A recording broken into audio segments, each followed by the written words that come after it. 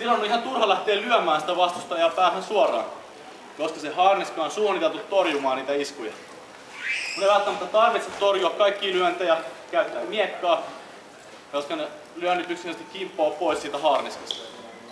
Sen voidaan sanoa ihan faktaksi, että haarniskat toimii. Ja se on sellainen tekniikan alue, mikä kehitettiin huippuunsa 1400-luvulla. Haarniskat ei siitä enää parantuneet. Sen takia me vaihdetaan sitä otetta miekalla niin, että otetaan kiinni vasemmalla kädellä siitä miekan terästä. Ja nyt miekkaa voi käyttää näin tietenkin torjumaan ihan vaan tavalliset lyönnit. Viedään miekat ristiin, sen jälkeen sijoitetaan se oma miekka mielellään visiirin aukoista sisään. Mutta ei välttämättä ole todennäköistä, että Matias lähtee hyökkäämään lyönnillä, koska mä voisin antaa sen lyönnin vaan kiimota pois mun päästäni, pam, ja sen jälkeen lähtee hakemaan sitä miekkaa sinne visiirin koloihin. Sen takia me voidaan olla molemmat tässä asennossa, ja Matias voi siitä päättää pistää mua naamaan. Ja mun pitää torjua se tässä, käyttäen miekan toista päätä. Sen jälkeen voi lyödä tuolla ponnella, ja sen jälkeen sijoittaa tuon miekan kärjen visiiristä sisään. Ja myös mennä toiselle puolelle ja hakea sieltä sen piston tuonne sisään. Tai vaihtoehtoisesti mä voin aina lähteä hakemaan näitä käsiä ja tehdä täältä erilaisia lukkoja ja viedä vastustajan alas tätä kautta. Okei, sitten kun me lähdetään lähestymään 1500-lukua, nämä varsinaiset ritarilliset tekniikat jää vähemmälle suosiolle, koko tämän ritariluokan jäädessä hieman vähemmälle merkitykselle. Näistä pidemmistä aseista tulee enemmän sellainen harrastusase, mitä käytetään kaksintaisteluissa ja harjoitellaan kuriositeettina, ja jotkut käytti niitä vielä armeijan taistelukäytössä.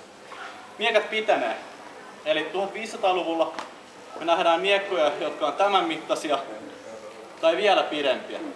Meillä ei valitettavasti ole nyt pidempiä miekkoja mukana, mutta voitte ajatella, että ne miekat oli vielä suurempia kuin nämä 1500-luvulla.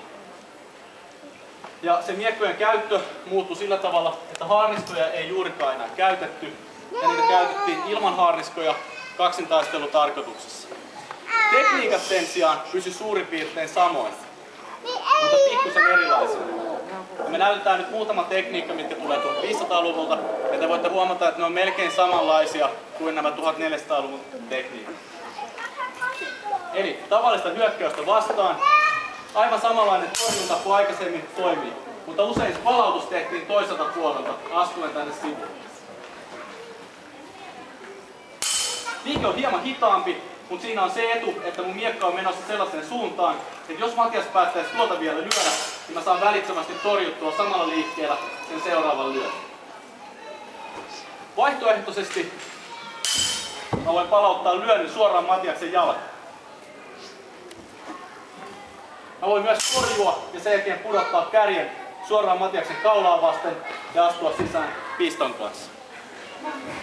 Toisinaan tehtiin myös lähitaistelutekniikoita, eli niitä presoja. Mutta presoihin pääseminen oli hieman hankalampaa siitä syystä, että miekat oli pidempiä. Eli se matka, mikä pitää kulkea, on pidempi.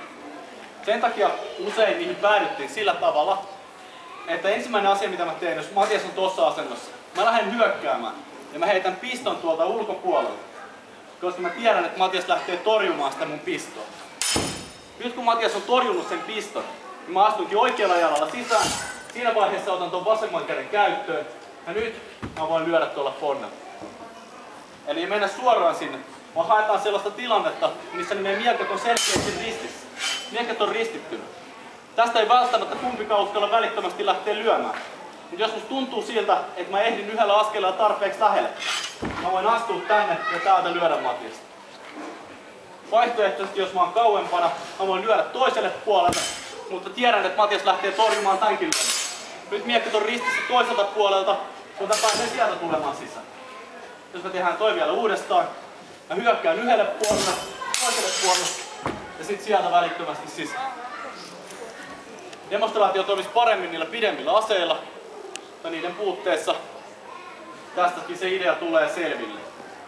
Toisinaan tuosta samasta tilanteesta, missä miekat on päätynyt ristiin, voidaan siirtyä siihen otteeseen, mitä käytettiin haarniskan kanssa.